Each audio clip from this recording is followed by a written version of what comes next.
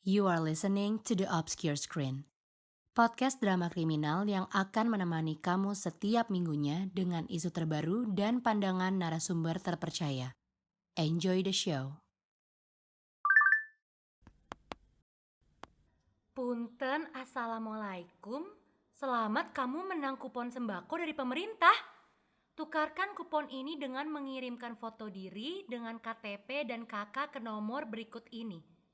Lara, Neng, sini Neng. Apa sih Bu? Heboh amat siang-siang gini. Ini loh, kita dapat beras dari pemerintah. Loh, serius Bu? Mana-mana coba Neng lihat. Nih, pegang. Ibu mau cari KTP sama kakak kita dulu.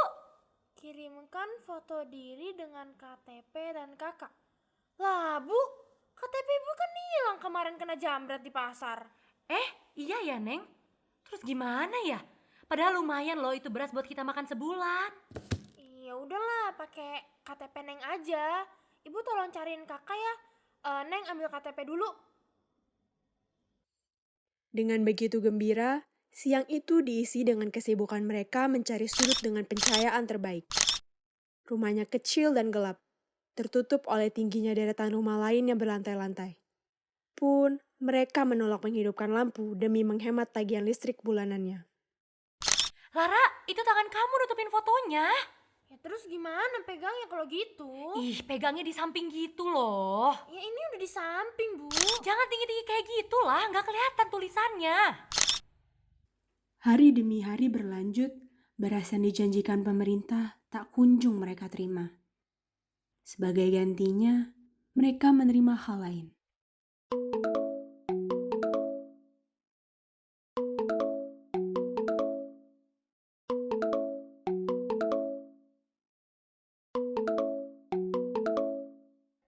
Bayar gak lo? Minjem bisa, bayar gak bisa. Mbak, kan udah saya bilang, saya nggak pernah minjem. Apalagi sama aplikasi-aplikasi apa itu? Masih ngelak lagi. Gue udah kasih lo waktu ya. Gue gak mau tahu urusan lu. Sampai minggu depan gak bayar, gue datengin rumah. Apa sih? Gak jelas banget. Dibilang nggak pernah minjem online. Salah sambung, Mbak. Salah sambung. Lara, kamu jujur sama ibu. Kamu udah pinjam uang dari internet apa itu? Udah berapa kali Lara jelasin ya, Bu? Sampai capek, Lara. Gak ada. Gak ada apanya. Ini loh, ibu dapat SMS lagi dimaki-maki katanya kamu belum bayar utang. Ibu malu Lara, ya ampun. Lara nggak pernah pinjem. Salah sambung itu semua. Salah sambung apa? Wong dia tahu nama kamu kok. Kalau Lara pinjem, sekarang kita makan nggak pakai sayang-sayang beras, Bu. Terus ini semua apa? Udah berapa lama ini kita teleponin terus, Lara? Nggak tau lah, Lara capek. Pokoknya itu salah sambung. Lara nggak pernah minjem. Lihat kamu ya, Neng. Kalau sampai benar-benar pinjam dari internet, kamu urus sendiri, bayar sendiri. Ibu nggak punya uang.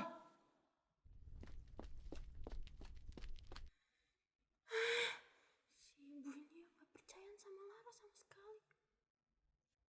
Lara frustrasi dengan banyaknya panggilan-panggilan dari pinjaman online yang ia terima beberapa minggu terakhir. Entah dari mana pinjaman itu berasal, yang ia tahu pasti, ia tidak pernah menyentuh pinjaman-pinjaman online itu.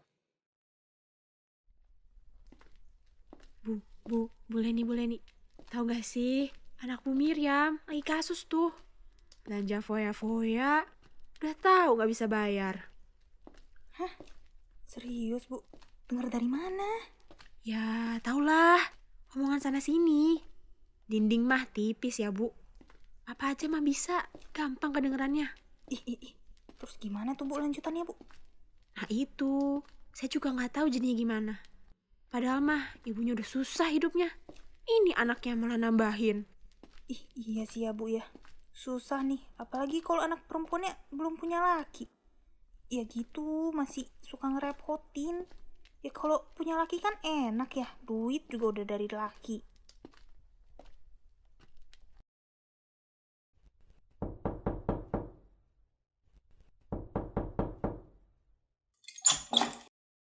Permisi Ibu, apa betul Lara Putri Cendekia tinggal di sini? Iya Pak, betul. Dia ada di dalam. Anak saya kenapa ya Pak? Kami dari pihak kepolisian setempat diminta untuk menangkap tersangka Lara Putri Cendekia karena namanya terjerat dalam kasus penipuan investasi bodong. Tangkap, Pak. Baik. Pak, bukan saya, Pak. Ini kesalahpahaman, bukan saya. Lepasin saya, Pak. Ibu percaya sama Lara, Bu. Kamu punya hak untuk diam. Apapun yang kamu ucapkan bisa digunakan untuk melawanmu di pengadilan. Kamu memiliki hak untuk berbicara dengan pengacara. Apabila kamu tidak mampu menyewanya, akan disediakan satu untukmu. Ibu, Lara nggak ngapa-ngapain, Bu. Sudah berjalan 1 tahun sejak Lara di penjara. Lagi, dan lagi.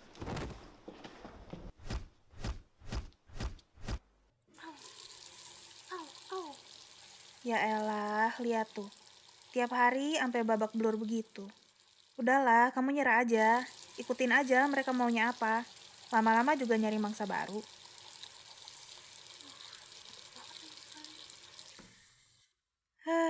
Dari dulu mah udah kayak gitu. Mereka gak akan berubah.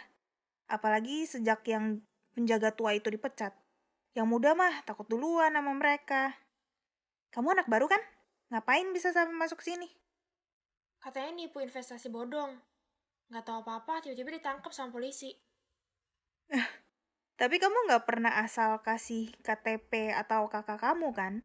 Banyak loh yang ngalamin kejadian kayak kamu. Harus hati-hati sekarang mah, penipuan online lagi banyak-banyaknya. Sarah Saraswati, ingetin ya namanya. Kalau keluar dari sini, minta tolongnya sama dia. Gak usah nyari polisi, gak guna. 2 kantong yang ada di celananya, Lara rogoh satu persatu.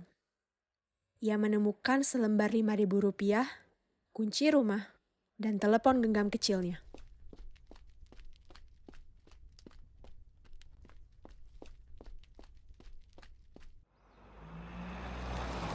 Abang!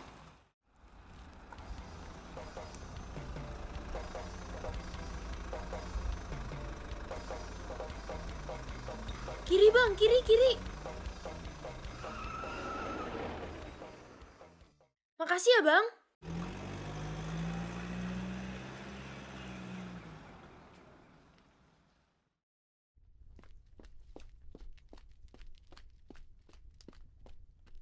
Bu, Lara pulang.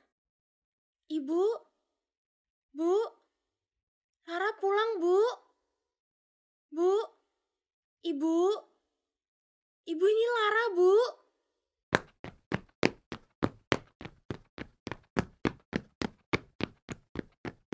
Permisi, Bu. Mau tanya, Ibu yang tinggal di sini kemana ya? Loh, kamu gak tahu ya? Ibu kamu udah lama kabur dari rumah, dikejarin rentenir. Hah? Iya, lagian kan itu gara-gara kamu. Belanja foya-foya, padahal nggak bisa bayar. Ya kan? Iya tuh, dasar durhaka. Gak kasihan sama ibu kamu sendiri?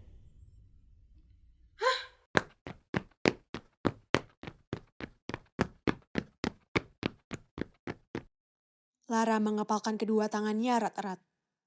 Ia tidak lagi sedih, tetapi marah besar. Amarah yang ada pada dirinya begitu kuat. Brengsek, lihat aja nanti.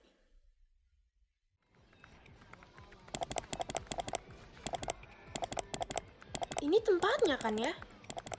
Jackson. Lara, Gak nyangka, udah 5 tahun lo masih suka di sini aja. Gue seneng banget bisa ketemu sama lo. Lara, lu ngapain di sini? Gue mau minta bantuan. Gue mau lo hack bajingan yang nipu gue. Cariin alamatnya juga biar gue bisa ngacak-ngacak kantornya. Terus, apa? Emang apa yang lu dapetin dari itu? Jangan bodoh, ngelakuin hal-hal yang terlalu sembrono. Ayo ikut gue balik. Gue punya cara yang lebih bagus.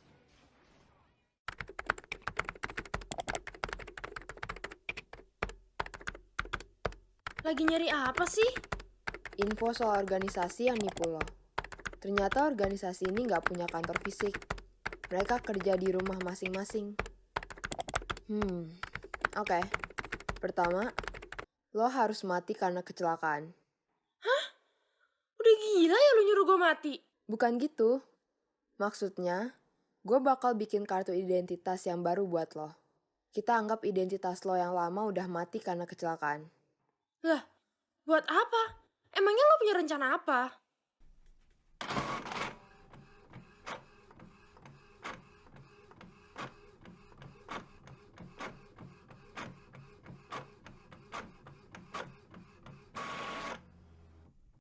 Lihat tuh, namanya Raka Wibowo, anggota organisasi pencurian data yang nipu keluarga lo.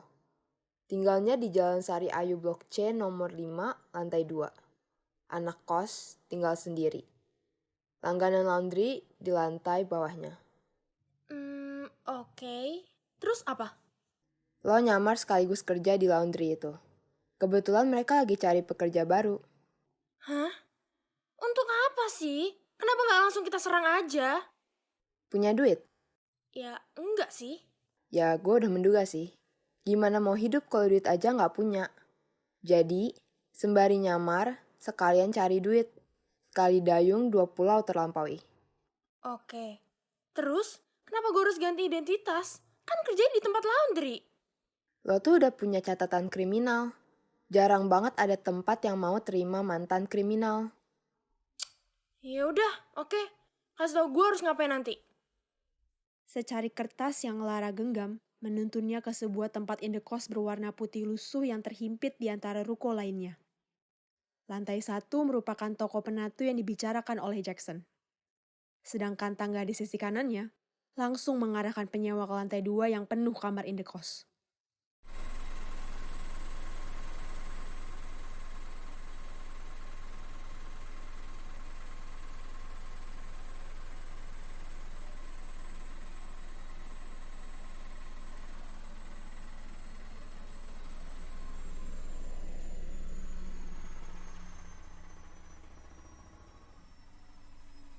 Siang, Mbak. Saya mau lamar di sini.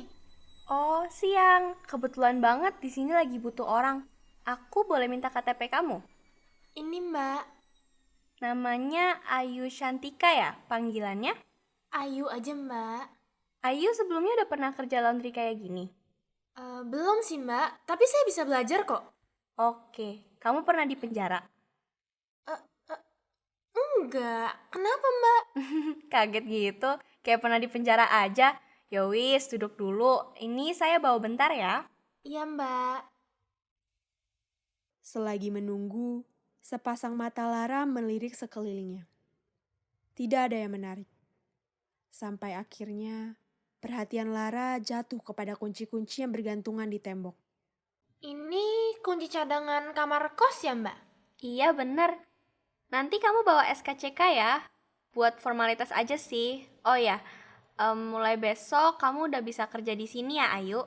Tugas kamu ngurus laundry. Tenang aja nanti aku bakal ajarin deh. Terus juga paling ngurus jagain kunci cadangan ini sih. Biasalah kalau anak kos tuh suka hilang-hilangan gitu kuncinya.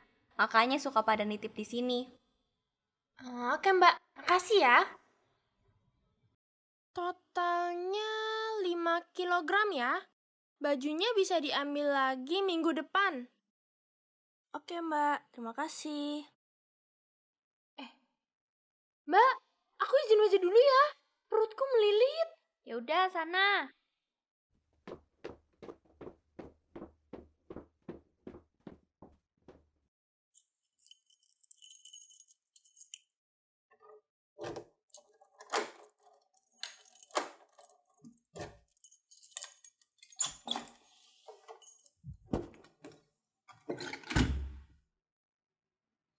Oke. Jadi kata Jackson waktu itu aku harus ke file Explorer. Explorer ya? Cari sendiri lagi. Ih, apa sih itu? Kayak aku nggak tahu.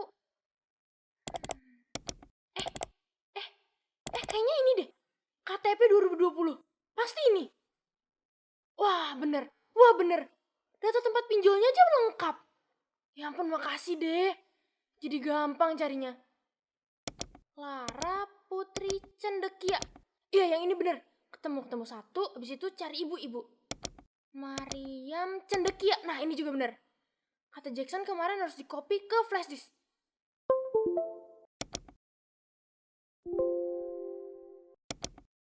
Oke, akhirnya ke-delete. Oke, selesai akhirnya.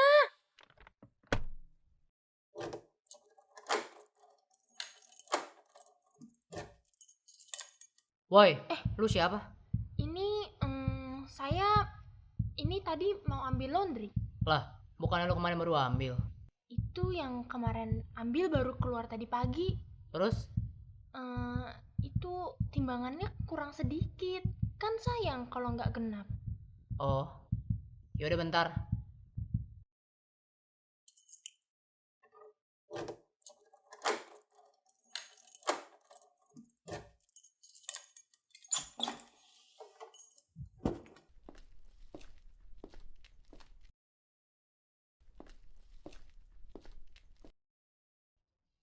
Ini bajunya.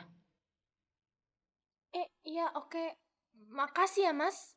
Ya, jangan sampai luntur lagi ya.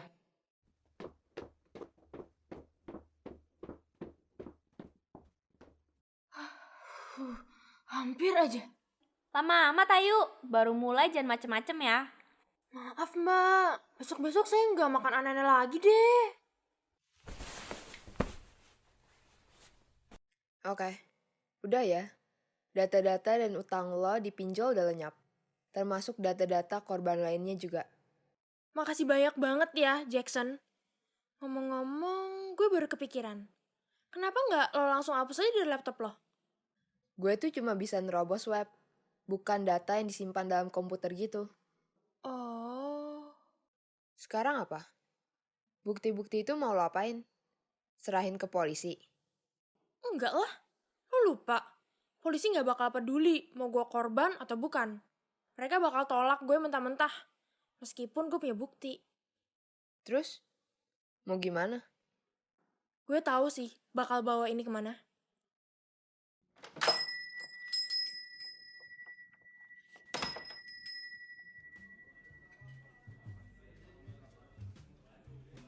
Halo Lara, silakan duduk.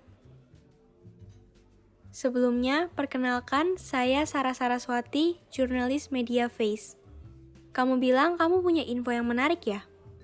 Iya. Ini, aku punya data orang yang ikut organisasi pencurian data dan korban-korbannya. Kamu gimana bisa punya data ini? Aku salah satu korbannya. Ibu, lihat deh, aku ada di TV. Setelah terkuaknya kasus Lara Putri Cendekia, korban yang identitasnya dicuri oleh sebuah organisasi penipuan, pemerintah secara tegas menyebutkan akan membuat peraturan baru soal tindak pidana tersebut. Mereka akan dikenakan sanksi sebesar Wah, kamunya di sana ayu, Dek. Walau cuma secuil. Ibu mah. Lara, coba itu kamu tolong ambil HP ibu. Ada SMS masuk. Tolong bacain ya. Tadi Ibu Leni katanya mau ajakin ibu arisan. Nomor nggak dikenal, Bu. Selamat Anda mendapatkan... elah, basi. Kemahiran teknologi yang semakin berkembang membuatnya tidak hanya dimanfaatkan secara positif, tapi juga secara negatif. Kalian tahu, kasus yang dialami oleh Lara dalam audio drama ini bisa terjadi pada siapa saja loh. Apalagi dengan adanya dunia digital yang bisa menghubungkan kita ke belahan dunia manapun. Kasus-kasus kejahatan semakin mudah untuk dilakukan. Enggak hanya itu, apapun yang kita lakukan di dunia digital juga bisa terekam dan tetap ada. Beda banget dengan dunia nyata, yang enggak selalu ada saksi mata. Kalau di dunia digital, ada yang namanya rekam jejak digital. Sebenarnya, rekam jejak digital tuh apa sih? Kok bisa sampai mengakibatkan kebocoran data? Singkatnya, rekam jejak digital adalah jejak data yang ditinggalkan seseorang ketika menggunakan perangkat digital. Jejak data ini dapat tersimpan secara otomatis dimanapun tanpa kamu sadari. Setiap habis searching ini, searching itu, ngisi data ini, ngisi data itu, semua bisa terekam sebagai jejak digital. Duh, serem banget gak sih rekam jejak digital itu? Bisa dibayangin dong gimana jadinya kalau ada hal-hal privat yang tercatat di dunia digital. Seberapapun keras usaha kamu buat hapus itu, pasti akan tetap ada yang tersisa. Layaknya baju putih yang terkena noda, akan susah buat hilang. There's nowhere to hide. Lalu, gimana sih caranya supaya kita tetap aman? Yuk kita tanya Kak Imal. Kak Imal adalah anggota Divisi Digital Security Southeast Asian Freedom of Expression Network loh. Kira-kira dia punya tips apa ya untuk kita? Untuk mengurangi resiko jadi korban, saya punya 4 tips. Yang pertama, kurangi jejak digital. Dunia tidak harus tahu menu sarapan Anda hari ini apa. Ini hak semua orang, dia boleh mengupload apapun, dia bikin status apapun boleh. Iya, tapi dikurangilah jejak digital, terutama yang berkaitan dengan informasi pribadi. Orang bisa mempelajari siapa Anda dari situ. Oh, setiap pagi sukanya sarapan durian montong gitu misal. Jadi gampang gitu, deketin pakai durian aja. Dan harus dibawain pagi-pagi, karena kalau siang dia udah beda menu, misal sate kambing. Gitu. Yang penting-penting saja sih, ya. Tapi ya terserah, sekali lagi. Media sosial itu memberikan panggung yang amat sangat luas untuk kita bisa berekspresi dan mengapresiasikan diri kita. Saya sadar betul itu. Saya saja baru pasang status tadi pagi-pagi di IG saja. Apa yang saya pasang juga bukan harus tentang yang hari ini, bisa jadi itu foto yang kemarin-kemarin. Jadi tidak harus kita mengupdate diri kita sendiri setiap detik, setiap saat di media sosial. Kurangi jejak digital, yang pertama. Yang kedua, kendalikan yang bisa diakses. Mulai sekarang dihafal, diingat-ingat punya email berapa. Misal punya email 5, kendalikan semuanya. Medsosnya punya 5, masing-masing platform beda, punya akun satu-satu, TikTok, YouTube, Facebook, IG, Twitter, apapun. Dikendalikan, ganti passwordnya, pasang 2FA. Jangan sampai lupa password, ternyata itu adalah akun yang penting, apalagi email ya. Ternyata itu penting dan ternyata lupa password, wah fatal itu nanti. Kalau ingat, ganti passwordnya. Mungkin bikin akun Gmail misal dari 2015 gitu misal. Dan passwordnya masih tetap 6 tahun, passwordnya tetap, udah waktunya diganti, udah boleh lah diganti. Ganti password itu biasanya paling nggak 6 bulan atau 1 tahun sekali. Kalau bisa lebih sering, itu lebih bagus. Tapi biasanya orang stres kan, harus ingat lagi. Iya, memang itu resikonya. Ada aplikasi namanya Password Manager, bisa cari-cari tentang Password Manager. Dan passwordnya harus beda-beda. Jadi kalau punya 5 email dan 5 medsos, berarti harus punya 10 password. Kalau satu password untuk semua, begitu satu kena, semua kena. Gitu. Lindungi aset dan identitas, itu tadi lindunginya dengan cara ganti password, pasang 2FA. Akunnya kalau memang mau punya akun, ini akun pribadi dan ini akun publik, silakan dilindungi. Yang akun pribadi misal digembok, dikunci, di private. Yang akun publik buat jualan kek, buat apa kek, ya silakan publis. Jadi dilindungi aset-asetnya. Handphonenya sekarang dilindungi, pasang case, tempered glass. Kemudian jangan digeletakin, apalagi kondisinya menyala, passwordnya dibenerin, yang benar, di handphonenya atau di laptopnya. Jangan screen time-nya jangan lama-lama, misal screen time-nya 1 jam, jangan kelamaan. Jadi kalau ditinggal misal lagi nongkrong di kafe, handphonenya ditaruh, screen time-nya 1 jam, lagi ke belakang itu misal kan kelamaan, sebelahnya bisa ngelihat. Terus pilih aplikasi yang aman. Ini gunanya up to date. Hari ini